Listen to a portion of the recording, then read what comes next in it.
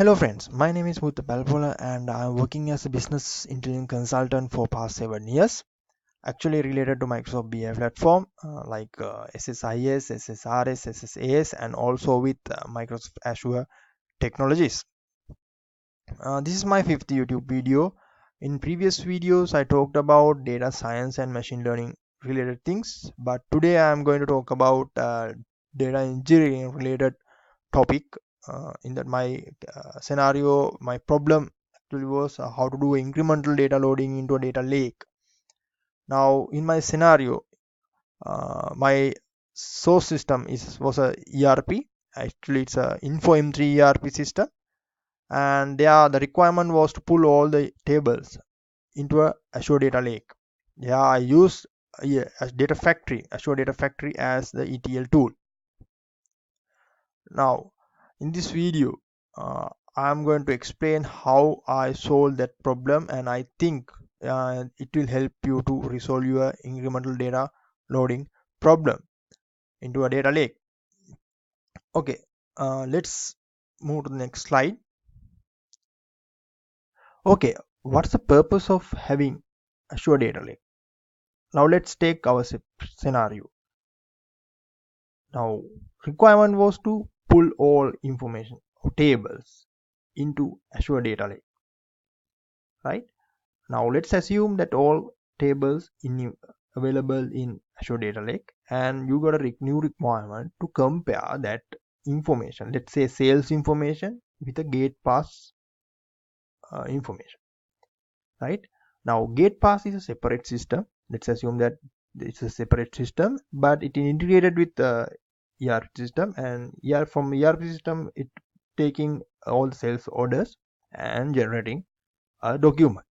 Now in the business process, there are the people or the employees using that document and they modify it, right? Now you need that modified information, the gate pass information, to compare with your M3 sales information, right? Now what's the first thing that we need to do? We have to put all information into one place, M3 ERP information and the gate pass modified information into one place, right? In that case we can use Azure Data Lake.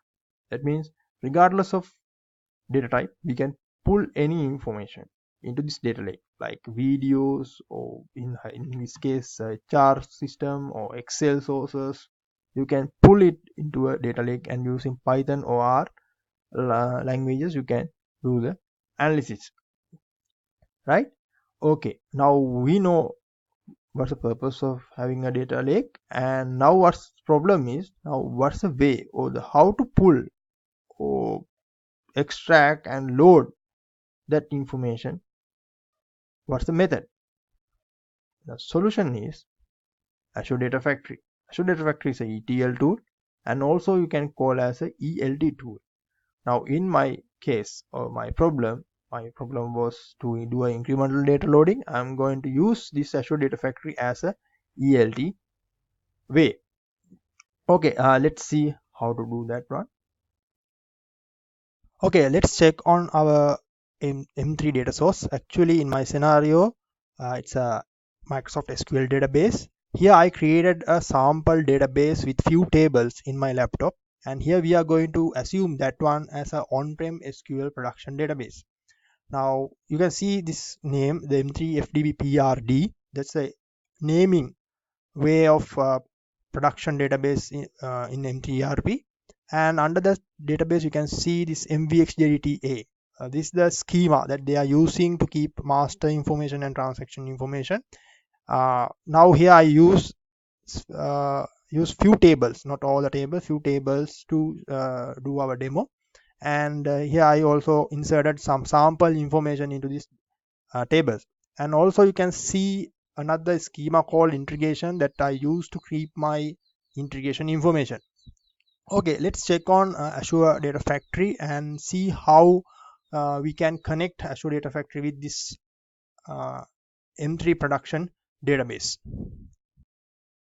Okay, as I said, to pull M3 on-prem information into the data lake, we need to have Azure Data Factory service and also Azure Data Lake service.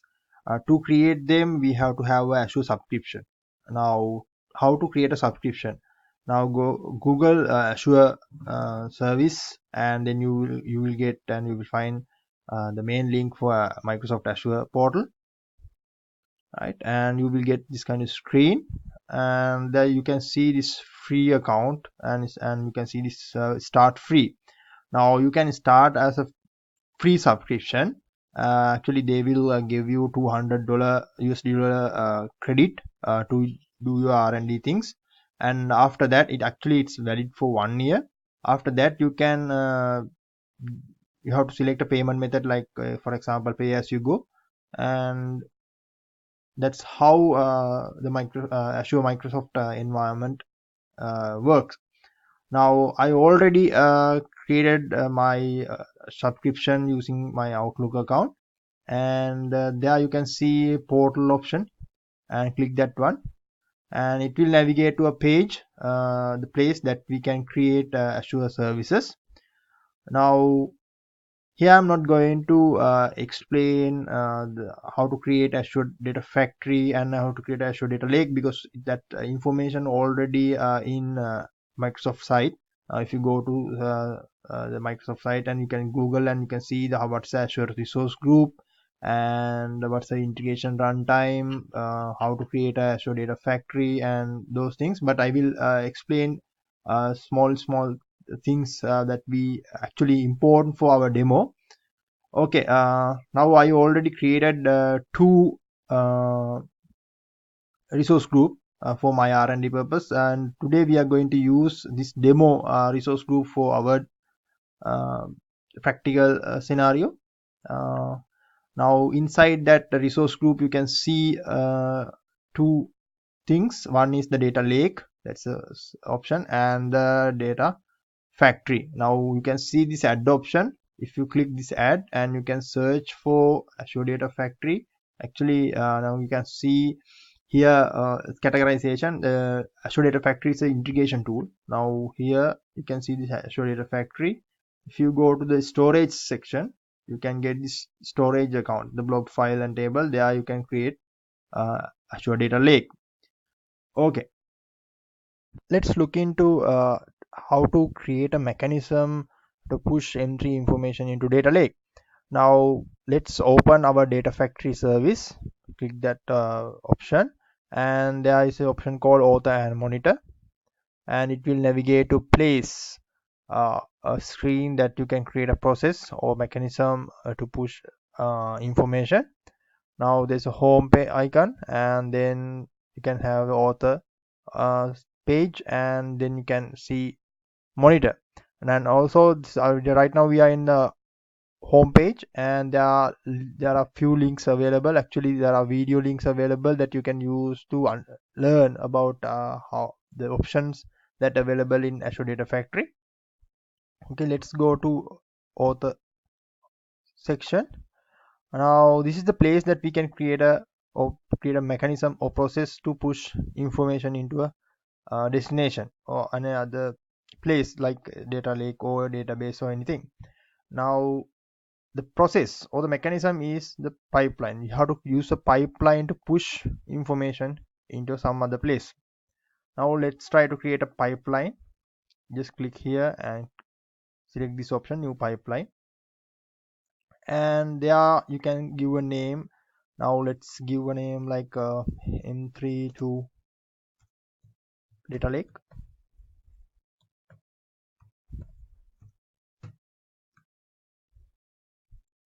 and yes, and we can add a few more options or a task to perform this pipeline. Now here we are going to use move and transformation activity. Actually it's a copy data activity. Select this option and drag into this area. In copy data activity we have to set source and destination information. Now to do that one we have to set some configurations. Now before that try to rename this activity. Now it's a copy data activity. You can see this name is copy data activity. I'm going to place name like copy M3 tables, and after that you can see there's two options actually marked in red marks. Actually source and the sink. Source is the source information and sink is the destination place. Now first try to set up source information. Now there it's required a source data set, and right now we don't have one, and just click new, and our source is actually SQL database. Just search for SQL, and then you will get the SQL server. This is our Microsoft SQL server. Select that one and just click continue, and let's give a name like M3, right? And then you have to select a link service. Now you can see you can create a new, or right now, or you already created a link service called M3. Let's go back and check what's a link service. Now you can see this area connection. Now under this connection option we can create link services. Now I have two link services.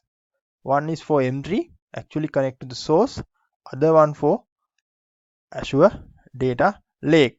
How to create a link service? Now you can create you can just click this option, the new option, and you can search for, let's say, SQL server. Yes, then you can click and just click continue. Then you can provide the SQL name, like now here I gave my M3 for my link service, and then you can select the integration runtime. Now there's a auto resolve integration runtime. It's a default integration runtime that it will be provided by Azure, but to connect with the on-prem database you have to install and configure an integration runtime. Now I already created a runtime called M3 runtime, and then you have to select that one, and you have to give the server name, your on-prem database server name or IP address, and the database name, and you can select the authentication mode and username and password. Okay, let's check my integration runtime that I created for this demo. And if you go to this section, integration runtime, I already created this M3 runtime. So this is a default runtime that provided with Azure portal. Let's check on this one, runtime. Now here I already created runtime, and it generated two keys. Using this link I set up that runtime in my laptop. Now if you click this area, you can see this integration runtime is connected to the cloud service. I already downloaded this setup and I installed in my laptop, and then you can easily set up that one. And if you go to Google, and if you search for the integration runtime for Azure Data Factory, Microsoft provided a lot of information how to configure that and what's the purpose of having an integration runtime. Okay, now I think you have an idea about how to create a link service. Now this is for on-prem link service, and this is for data lake. Okay, in our case we have to set on-prem link service, and we have to create a source data set. Just click new and search for SQL server and continue, and let's give M3 tables,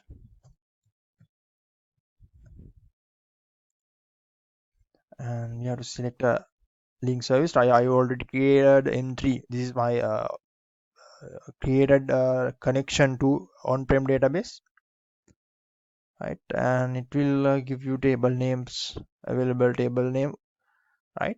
And just click.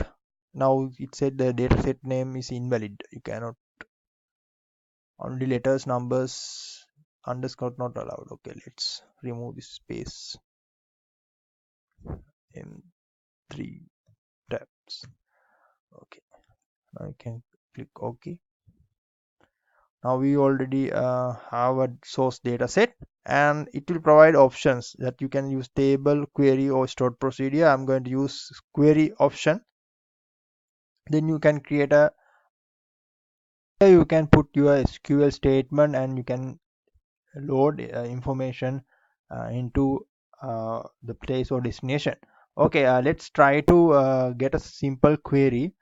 Okay, let's go to our source. Now this is our M3 sample database, M3 FTP and I selected this table or line, the order line table, and I'm going to use this select statement and going to put that one into our Azure Data Factory query area. Now you can select this add dynamic content and paste that SQL, right, and click finish. Okay, now the source configuration part's done. Now we have to select the destination. Now go there and you can see the sync, and same as we did for source, we have to select a sync dataset, and right now there is no sync dataset. We have to click new, and we have to select this option, the Azure Data Lake Storage Gen 2. That's for Azure Data Lake. Select that one, and there we are going to push that information, and we are going to keep that information data lake as delimited text, and there is other option also available for you. And then I'm going to select delimited text CSV file. Just click continue, and I am going to select now let's give the file name the OO line, right, and there we have to select the link service. Now yeah, I'm going to select the data lake link service, data lake M3, right, and just click OK, and there you have to select the file path. Just click OK for now, and let's go to the connection area, and there I have this link service for data lake.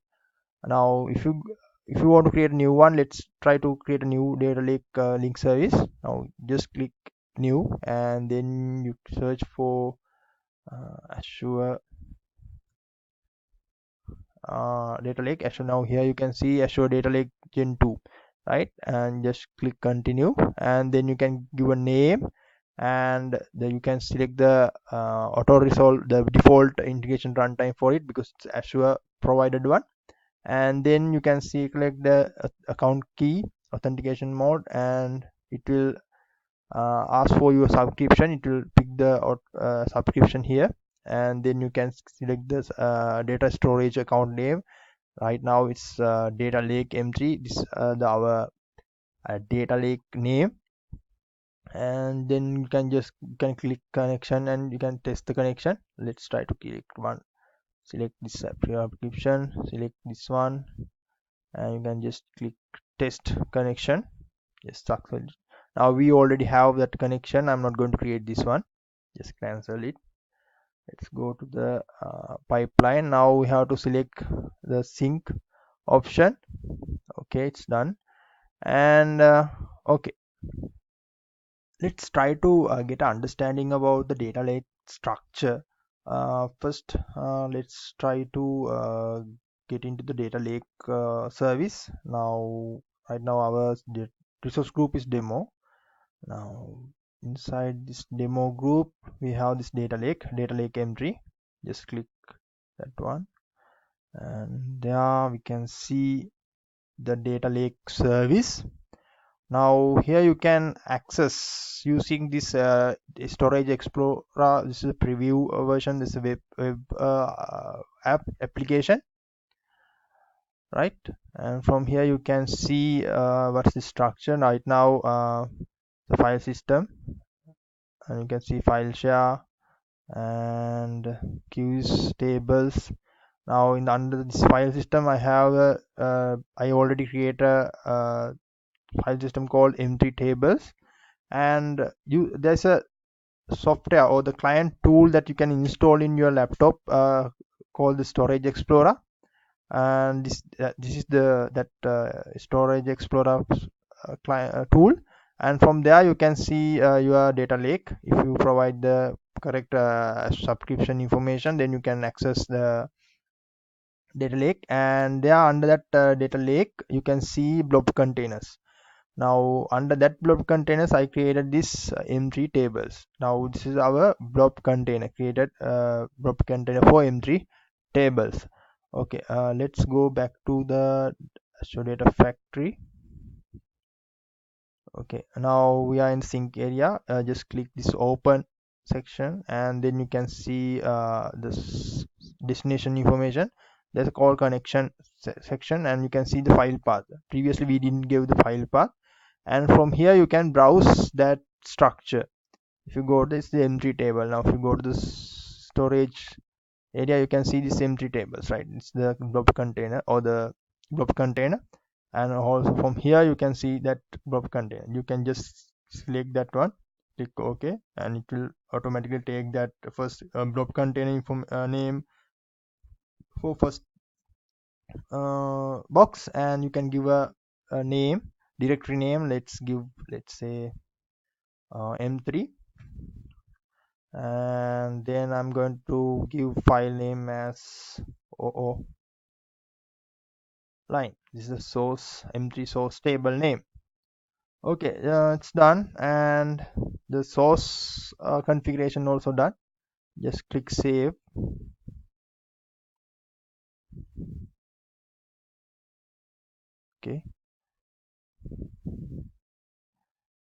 Okay, let's try to execute this our copy data activity. Just click debug. You can see this our task, how it's queued.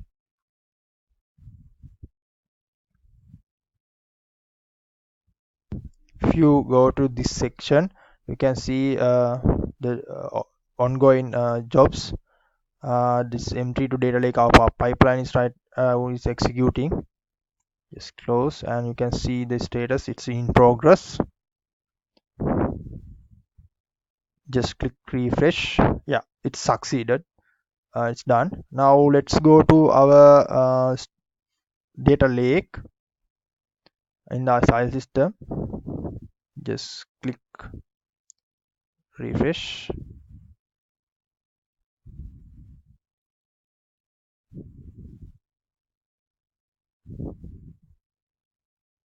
Yeah, you can see our that directory, and in the directory you can see this whole line file, right? And if you click that one, it will download it to your machine, and then you can see that file information. Okay, now our first task is done. Now we moved our M3 table, this information, right, into our data lake using this copy data activity. Now our problem is, now we actually pull all information into the all information into data lake, but our problem is to how to do incremental data loading. Why we need the incremental data loading? Because now in M3 or in any other ERP system or any system, transaction tables you cannot uh, refresh, or you cannot pull every transaction table into a data lake every day, because sometimes most of the transaction table contain millions of records. It will take time to push every information. Now what you can do is, you can do an initial load, right? Initial load, and then you can start incremental loading.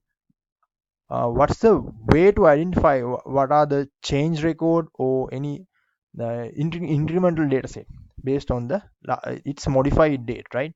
Now if it's last modified date, based on that one you can identify, okay, for example yesterday before midnight, what change happened in the system yesterday. Then you can use last modified date or last day modified date time to capture those records from transaction table, and then you can push that information into data lake, right? Now we are going to push incremental information into data lake. Okay, let's see how to do that one. Okay, here you can see a SQL statement. Now here you can see this OBLMTS. Actually, it's the timestamp to capture last modified information.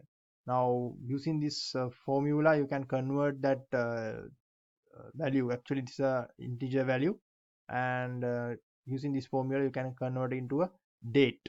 Now, if it is equal to 2019 December 30th, now you can see it's only 9 records.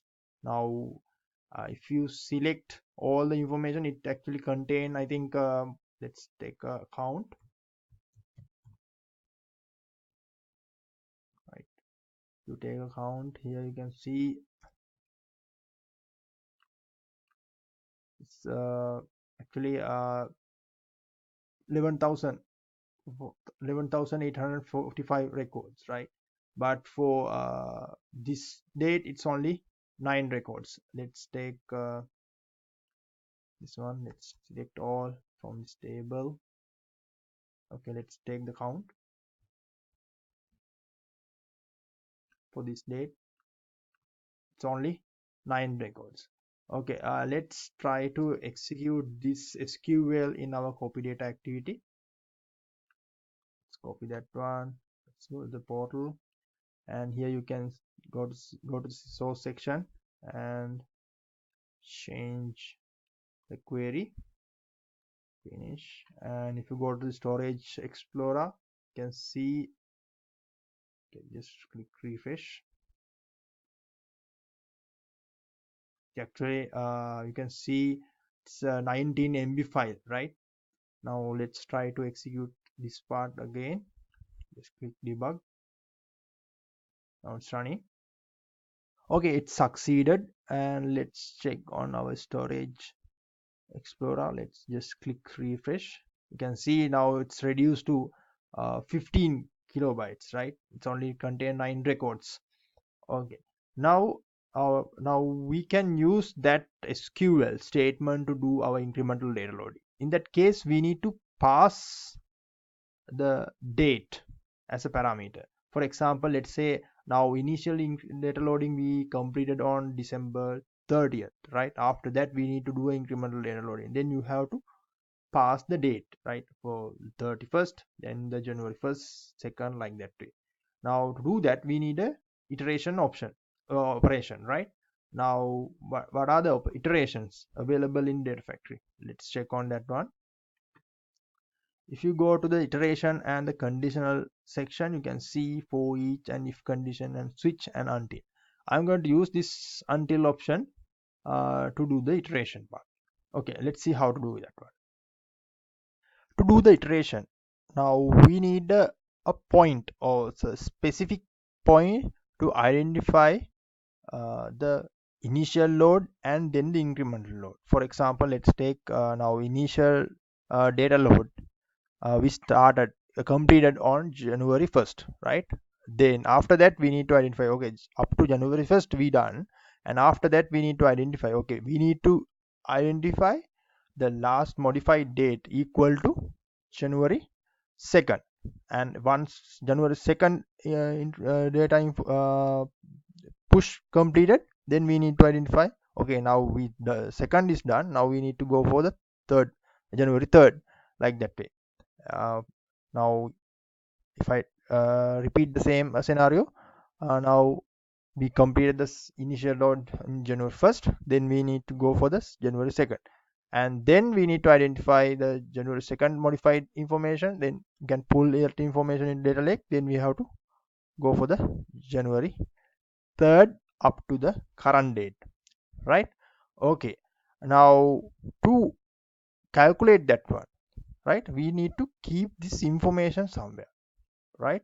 I'm going to use our source database, M3 database, and then I'm going to create a table, and I'm going to keep that one. I actually already created that table, this table, the integration last modified, and there is a one column called last load date. Now there I put the last load date is as 2019 December 30th, and based on that date I'm going to do the incremental data loading. Okay, now first thing that we need to access this information using Azure Data Factory. Now let's see how to do that one. We need a method to access that information. Now there we can use stored procedure or select statement to access that new information. Okay, for that one I'm going to create a new pipeline to separate that process. Just click new pipeline option, and then let's create a new pipeline. And from there I'm going to read the last modified date. For that one, as I said, we need to have a stored procedure, like stored procedure. And from using this stored procedure, I'm going to access this information. Here I selected stored procedure. Actually, it's a mistake. Now we are cannot use a stored procedure. We are going to use a lookup activity to get that information from our database to get that last load date. Now I'm going to use this lookup operation, and there I'm going to put up the settings, and it's asked for source data set. Now we already created source data set for M3, so M3 type. And then I'm going to select this query option, and I'm going to put a query here to read the last modified date. I'm going to put this query. Now you can see select from the table. Actually I create store that date as character, and I'm going to convert that one into a date. Just click finish. Okay, now we read the now we can read that information from database. Let's try to validate. Let's try to debug that one. Okay, it's executed successfully. Let's change the name of this task. Look up last load date. Just click save.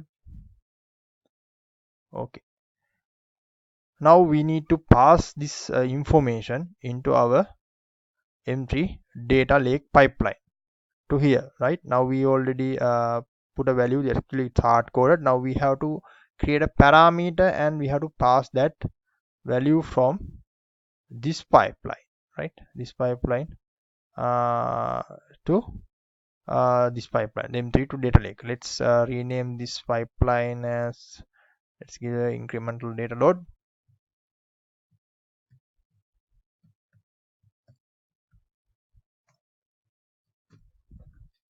Just click save. Okay, let's the add parameter for this query. Now we can see right now it's already hardcoded. Let's go to this section, click here in scan area, and you can see the parameter section. Plus click new to add that one. Give a name. Now I'm going to give the name as login date. Right, just select save,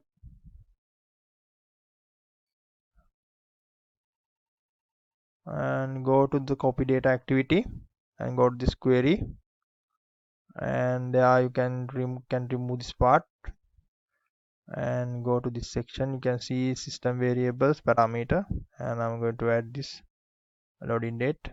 It's actually duplicated. Let's add this one. Okay, it's done. And put quotes start and end, because we are going to pass a date value to this query. Just click finish. Okay, now we set the parameter for this SQL. Now we have to pass the read information into this parameter, right? We can do that from this incremental data load from this pipeline. What we need to do is we need to execute this part, and then we need to execute this one. To do that one, we can drag this execute pipeline option, and then we can link these two, and there we need to set what is the pipeline that we are going to execute after this operation. Now go to the settings, and there is a option called invoke pipeline, then select the M2 data lake. Okay, now go to the advanced sets section, and click autofill parameters. Now we already created a loading date parameter in this M3 to data lake pipeline. You go here, click this skin, and then you can see the loading date. Now it automatically detect that parameter. Now we need to set that value. Now we are going to read this last modified date value from here, and we have to pass that value into the M3 data lake pipeline. Okay, then we have to add a code to here to read that information, because this lookup operation return a text value, and from that text value we are going to read the date. Okay, now this is the code. I can see now we have the lookup last loaded this operation, the lookup operation. From that one I'm going to read from that, it will return a text. From that text I'm going to substring from 9 to 10th position. This will change based on the query. Now if you go to the lookup last load date option, and if you can see the query. Now if you use a separate name, now here is date. If you select another name like last date or last modified date or something, then you need to read that text. You have to get that text or insert into some where, and you have to read that one, and you have to modify that one. Now for me it's actually 9 to 10 processes. Okay, just click finish and then save it.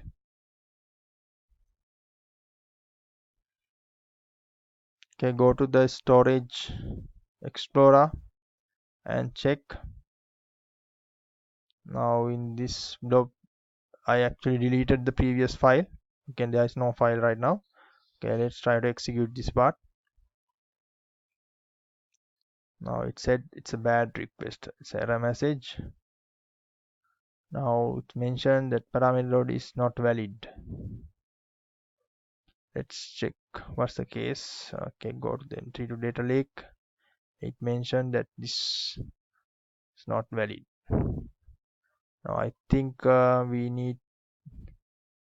there's a syntax error that we need to use at sign to initialize a parameter like this way, double quotes and then at and these brackets, and we have to use that way, otherwise it will come up with a syntax error. Okay, let's finish that one. Just click save.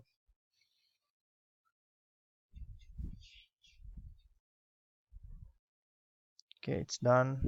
Let's go to the section, and now just click, let's give the same error. There is a syntax error that I mistakenly added this at sign before the select state, but you have to remove that one. Okay, just click finish and click save. Okay, now it's running. Now we cleared this syntax errors. Now it's running. Okay, first one part succeeded. The lookup last load date done, and then the execute pipeline also completed. That means we executed M3 to data lake pipeline. Let's check in storage explorer.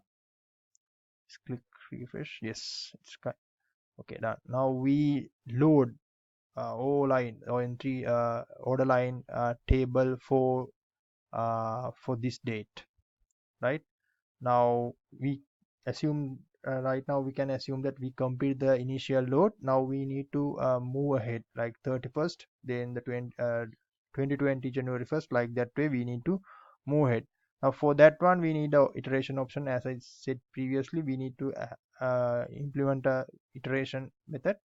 Now here I mentioned that I'm going to use this until operation, but with that iteration option there will be a problem, because we are going to replace this file. Right now let's assume now with this date, now it's 30th of December, right? Now if we execute it for 31st, then it will replace this file. For the 2020 January 1st, it will replace this file. Now we need to create a file structure that with the modified date.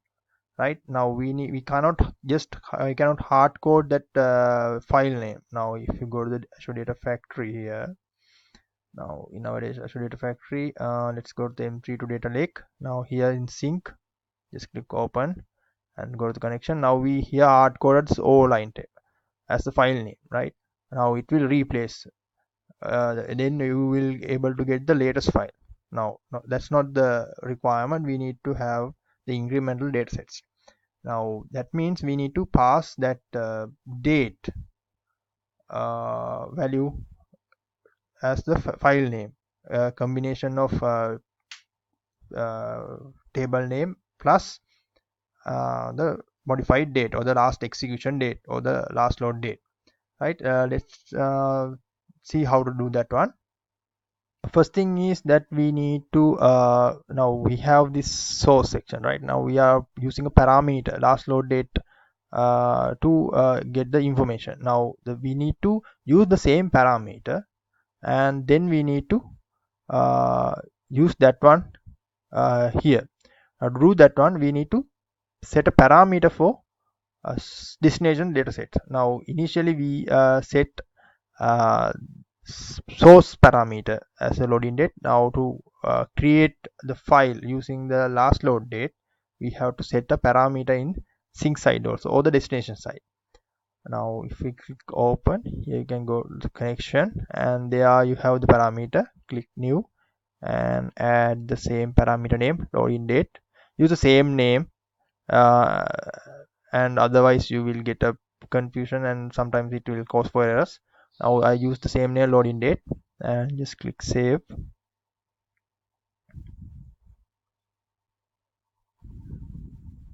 Okay, and go to the connections, and now we are going to use that name here. Click this box, and there I'm going to remove this O line part, and I'm going to put this parameter name at dataset and then the loading date. Okay, and this is our directory section, and I'm going to use this code. You can see this O line, the table name, and from the loading date I'm going to use the year, and I'm going to use the month. Then and using them I'm going to create the folder structure. That means the empty file name first, and then the year, based on the load date, and then the month, and then the file, right? Okay, let's execute this one and check how it's going to work. Just click save.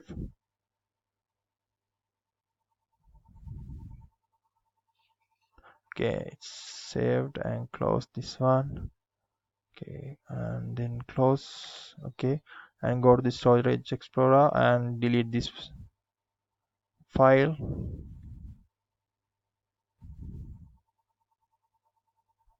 And go to the data factory and just click the debug.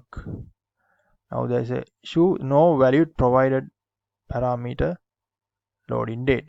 That will be a issue. Now let's check what's the miss we missed here, and click. Now it's problem with the empty data lake. To data lake pipeline, and go to now we have a problem. Now we have this loading date, but we have to set the value. Right now click this add dynamic content here, and go to the parameter section. We have this parameter. Click here and click OK. Now it's took that parameter value. Click finish, and then save, and go to the incremental data load section. Okay, the modification done, and now click debug.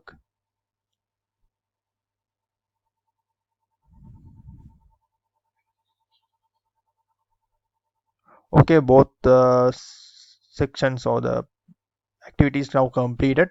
Let's check in storage explorer. Now we can see there's a folder called O line. Let's go inside folder. You can see this now 2019, the first year, and then the month number 12th one, and the okay, that's the last modified date. Now we got only one date. Now we need to continue. Now you can see there's a perfect folder structure in the data lake. Now we have the empty table, the root or the blob storage, then we the hard coded file name, the O line, and then year and the month and the date. Now these three, the year, month, and the date, it automatically created. Now based on the date, it will split the folders. It will create new folders and save the files. Okay, let's try to implement the incremental thing, and let's see how this automatically how data factory going to automatically handle or create these file and folder structures. Okay, as I said that we need to implement a iteration method to complete that task. First, we can create a new pipeline. Let's give a name like this way. Sorry, until current date, and we are going to execute this pipeline till current date to capture the modified information. And I'm going to use this iterating condition activity, iteration and conditional activity, this one, the until one, and I will give a name for it like load until current date. And okay, just click save.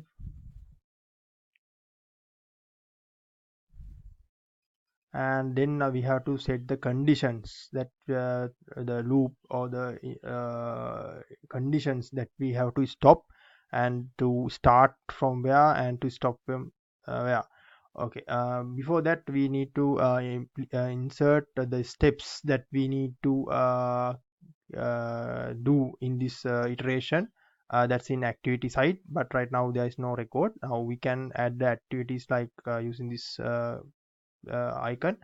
Just click this icon, and there we can add the steps. Now we already have the steps in our another pipeline called incremental data loading. I'm going to copy these two pipelines, and I will paste here. Yes, and I'm going to now first things we need to look up the uh, last load date, and then we need to execute the M3 to data lake this pipeline, right? And I will change this name, let's say um, push M3 to data lake.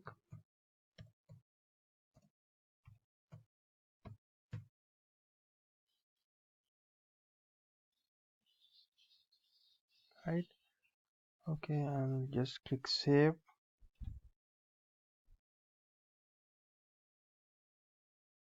Okay, now we have these settings. We are going to execute, we are going to take the last modified date from the table, and we are going to use that one, and we are going to execute this entry to data lake pipeline, and we are going to push that information into data lake. And using this current or the sorry iteration operation till current date, we are going to iterate, and we are going to pull incremental data files. And as I said, we need to put the settings. We have to set a setting that we need to mention where to start and where to stop. Now we have to start from the initial data load date. Actually it's December 30th, and we have to stop in the current date. Now I don't have much information available in my database. Actually it's for 5 days. Actually it's for 2020 to 2020 January 5th, and I'm going to assume that the current date is 6th, and I'm going to implement this the logic or the expression to iterate. Now this is the expression to do the iteration. Now here you can see that greater, and there we're going to come look at the lookup last load date and its date, and the UTC now means the current date. And there I'm going to reduce 21 days, because as I mentioned earlier, I have only 5 days information, and there I'm going to assume that 6th is my January 6th is my current date. uh, Otherwise it will run till 20 today's 26th, and till 26th, and it will generate empty files. Now in that case I'm going to assume my current date is as 2020 January 6th. Okay, I just click finish and save it.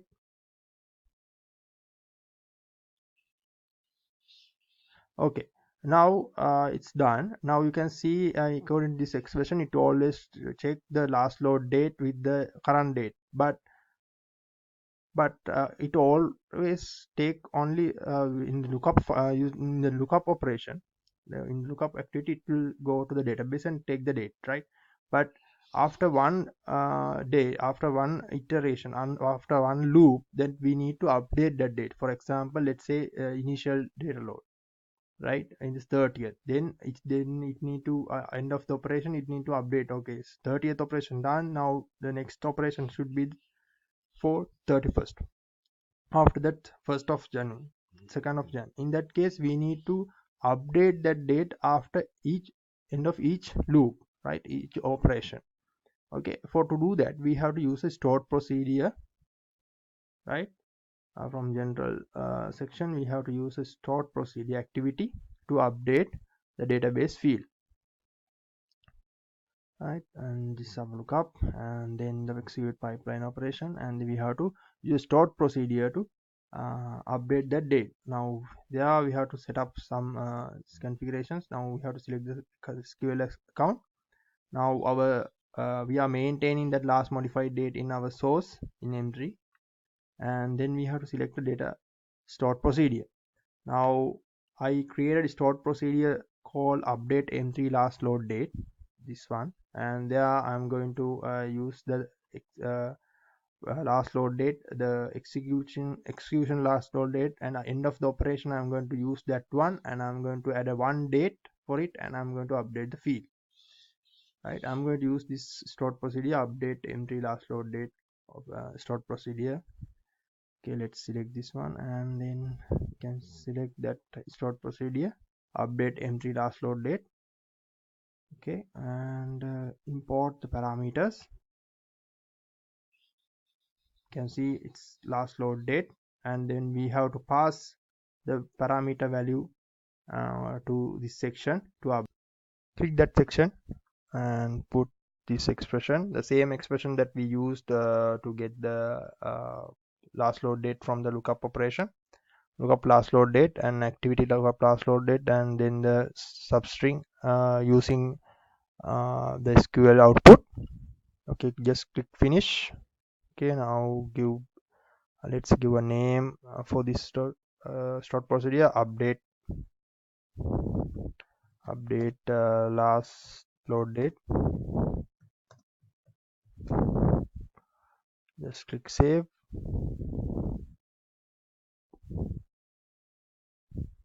Okay, that's done. Now go back to the until let's start from the beginning.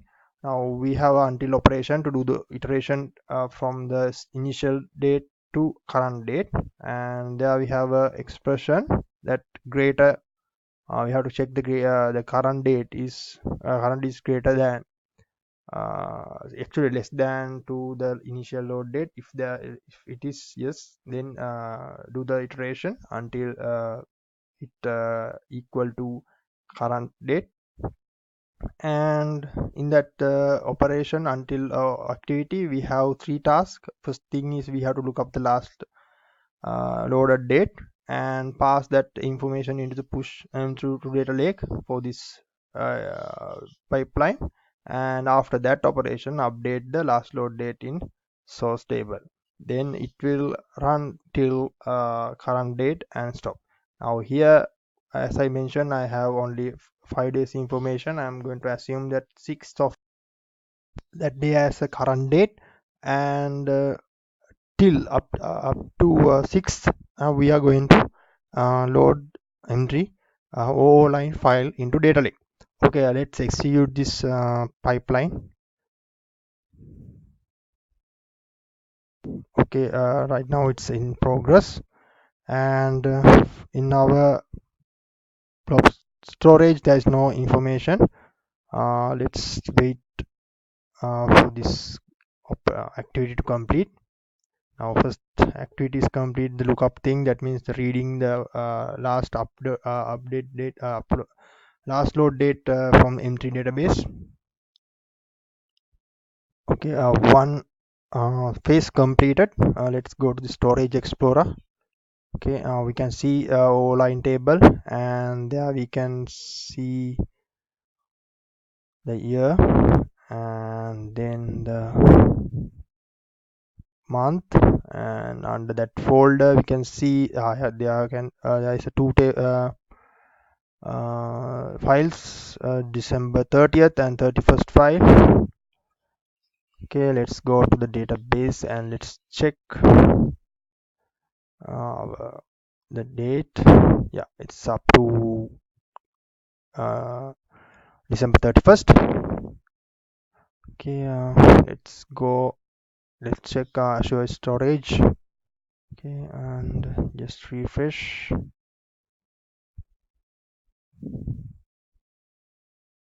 Okay, go to the line folder, still in 2019. Okay, all the steps completed, and let's check on the storage explorer. Okay, now it's our O-line table, and in the O-line table we can see 2 years, 2019, and 2019 we can see two files, right? 30th and 31st, December 30th and 31st. Then let's go 2020, 2020. Yeah, 2020 we can have January, and yeah, we can see January 1st. We have small amount of information, but for second we don't have information, and third, fourth, and fifth. After fifth we don't have information because the sixth is uh, here I mentioned that sixth is our current date, and now if there are any information and the current date moved into the next day, the seventh, then it will automatically execute and get the sixth as the last modified date and get the last modified information into the data lake if there are any available records in the M3 database. Okay, this is the simple way to implement this incremental data loading from a system, and I think it help you to understand the mechanism and the process to implement this incremental data loading, and I think it will help you to sort out your problem your with the Azure Data Factory. Okay, thank you very much for watching this video, and I will come up with another video to explain how to pull all the tables into uh, data lake with this incremental method. Okay, thank you very much for watching this video. Thank you.